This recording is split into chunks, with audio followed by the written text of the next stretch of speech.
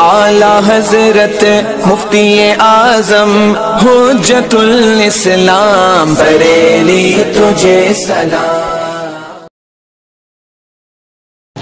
بسم اللہ الرحمن الرحیم۔ الرابع والخاصة وهو الخارج المقول على ما تحت حقیقت واحدة فقط۔ ما قبل میں آپ نے جانا کلی کی 5 قسمیں ہیں۔ کلی کی 5 کیا کیا تھی وہ 5 قسمیں؟ نوع، جنس، فصل، خاصہ، عرض عام۔ نوع کا بیان بھی ما قبل میں گزر گیا، جنس کا بیان بھی ما قبل میں گزر گیا، فصل کا بیان بھی ما قبل میں گزر گیا۔ یہاں سے کلی کی 4تھی قسم خاصے کا ذکر مصنف علیہ الرحمہ شروع فرماتے ہیں۔ خاصہ وہ کلی ہے جو ایک حقیقت کے تحت پائے جانے والی افراد پر بولی جائے، اور وہ کیا ہو؟ افراد کی حقیقت سے خارج ہو۔ تو خاصہ وہ کلی ہے جو اپنے افراد کی حقیقت سے خارج ہوتی ہے، لیکن ایک ہی حقیقت کے تحت پائے جانے والے افراد پر بولی جاتی ہے۔ جیسے مثلا کاتب، تو یہ وصف کتابت صرف اور صرف انسان کے ساتھ خاص ہے۔ وصف کتابت صرف اور صرف انسان کے ساتھ خاص ہے، ایسا نہیں ہے کہ جناب والا کوئی جانور بھی لکھتا ہو، صرف انسان کے ساتھ۔ کس کے ساتھ خاص ہے یہ؟ انسان کے ساتھ۔ افراد انسان میں سے ہی جناب والا کوئی نہ کوئی کیا کہلاتا ہے؟ کاتب کہلاتا ہے۔ تو وصف کتابت ایسا وصف ہوا جو صرف اور صرف انسان کے افراد کے ساتھ کیا ہوا؟ خاص ہوا۔ اس لیے کہ جانوروں میں سے کوئی بھی، بھیڑ ہو، بکری ہو، اونٹ ہو، ہاتھی ہو، کوئی بھی وصف کتابت سے متصف نہیں ہوتا ہے۔ اور جناب والا یہ وصف کتابت ایسا وصف ہے جو انسان کی حقیقت سے خارج ہے، انسان کی حقیقت سے خارج ہے۔ اس لیے کہ انسان کی حقیقت کیا ہے؟ حیوان ناطق ہے۔ تو اگر کاتب کو بھی ہم انسان کی حقیقت میں داخل مان لیں تو اس کا مطلب یہ ہوگا کہ جس طریقے سے انسان ہر وقت حیوان ناطق ہے، اسی طریقے سے اس کو ہر وقت کاتب بھی ہونا چاہیے۔ اور کاتب کس کو کہتے ہیں؟ لکھنے والے کو۔ تو کیا انسان ہر ٹائم لکھتا رہتا ہے؟ انسان جب ہر ٹائم نہیں لکھ رہا ہے تو اس کا مطلب یہ ہوا کہ وصف کتابت انسان کی حقیقت میں داخل چیز نہیں ہے، بلکہ انسان کی حقیقت سے خارج شے ہے۔ یہ الگ بات ہے کہ یہ ایک ہی حقیقت کے تحت پائے جانے والے افراد پر بولی جاتی ہے، یعنی کہ انسان کے تحت جتنے بھی افراد پائے جاتے ہیں انہی پر اس وصف کتابت کا اطلاق ہوگا، ان کے علاوہ پر اطلاق نہیں ہوگا۔ فرماتے ہیں شارح الرابع والخاصۃ هو کلی خارج عن حقیقت الافراد، وہ ایسی کلی ہے جو افراد کی حقیقت سے خارج ہوتی ہے، محمول علی افراد واقعات، اور بولی جاتی ہے تحت حقیقت واحدۃ، ایک حقیقت کے تحت پائے جانے والے افراد پر۔ کس پر بولی جاتی ہے؟ ایک حقیقت کے تحت پائے جانے والے افراد پر۔ کل کاتب للانسان، جیسا کہ کاتب انسان کے لیے، تو کاتب کو کیا کہا جائے گا؟ خاصہ کہا جائے گا۔ کیوں؟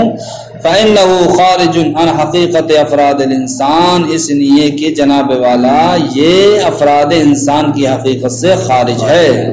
ومحمول علی افرادہ، اور بولی جاتی ہے انسان ہی کے افراد پر۔ ولا يحمل ولا غیرہ من افراد الفرس والغنم، انسان کے افراد کے علاوہ پر، یعنی کہ فرد فرس یعنی کہ گھوڑے کے فرد پر، یا فرد غنم بکری کے فرد پر نہیں بولی جاتی۔ وہی اعلیٰ قسمین، اور خاصہ جناب والا 2 قسم پر ہے۔ ایک قسم کا نام کیا ہے؟ شاملہ، اور دوسری قسم کا نام کیا ہے؟ غیر شاملہ۔ شاملہ کس خاصے کو کہیں گے اور غیر شاملہ کس خاصے کو کہیں گے، اس کے تعلق سے شارح وضاحت کرتے ہوئے ارشاد فرماتے ہیں کہ خاصہ شاملہ وہ کلی ہے جو جناب والا افراد ماہیت کے ان تمام افراد کو شامل ہو کہ جس ماہیت کے ساتھ وہ کیا ہے؟ خاص ہے۔ ماہیت کے ان تمام افراد کو شامل ہو، ماہیت کے ان تمام افراد کو شامل ہو جو جناب والا جس ماہیت کے ساتھ وہ کلی کیا ہے؟ خاص ہے، جس ماہیت کے ساتھ وہ کلی خاص ہے۔ جیسے اس کی مثال کاتب بالقوہ، انسان کے لیے یعنی کہ ایک تو انسان وہ ہے جو لکھ رہا ہے فی الوقت، تو اس کو کہا جاتا ہے کاتب بالفعل، اور ایک انسان وہ ہے جو اس وقت لکھ تو نہیں رہا ہے لیکن اس کے اندر لکھنے کی صلاحیت ہے۔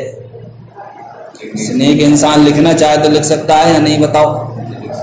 تو یہ لکھنے کی صلاحیت کو کیا کہا جاتا ہے؟ کاتب بالقوہ۔ تو جس کے اندر کسی وصف کی صلاحیت ہو اس کو کہا جاتا ہے بالقوہ، اور جو بالفعل اس وصف کو کر رہا ہو اس کو کہا جاتا ہے بالفعل۔ تو اب کاتب بالقوہ ہونے کا ہم افراد انسان پر حکم لگائیں تو جناب والا یہ ایسا حکم ہے جو انسان کے ہر فرد کو کیا شامل ہے؟ اس لیے کہ لکھنے کی صلاحیت تو جتنے بھی افراد انسان ہیں تمام کے اندر ہے یا نہیں ہے؟ جب ہے تو کاتب بالقوہ یہ ایسی کلی ہوئی، ایسی کلی جو انسان کے تمام افراد کو کیا ہے؟ شامل ہے۔ اس لیے کہ کاتب بالقوہ یہ صرف و صرف کس کے ساتھ خاص ہے؟ افراد انسان کے ساتھ اس طور پر خاص ہے کہ جناب والا انسان کے افراد میں سے ہر فرد کو کیا ہے؟ شامل ہے۔ اس لیے کاتب بالقوہ کیا کس کو کہا جائے گا؟ کاتب بالقوہ کو کہا جائے گا خاصہ شاملہ۔ اور کاتب بالفعل جناب والا یہ ایسی کلی ہے جو صرف و صرف اس وقت لکھ رہے ہیں انہی افراد انسان کو یہ شامل ہوگی، تمام افراد انسان کو شامل نہیں ہوگی۔ لہذا کاتب بالفعل کو کیا کہا جائے گا؟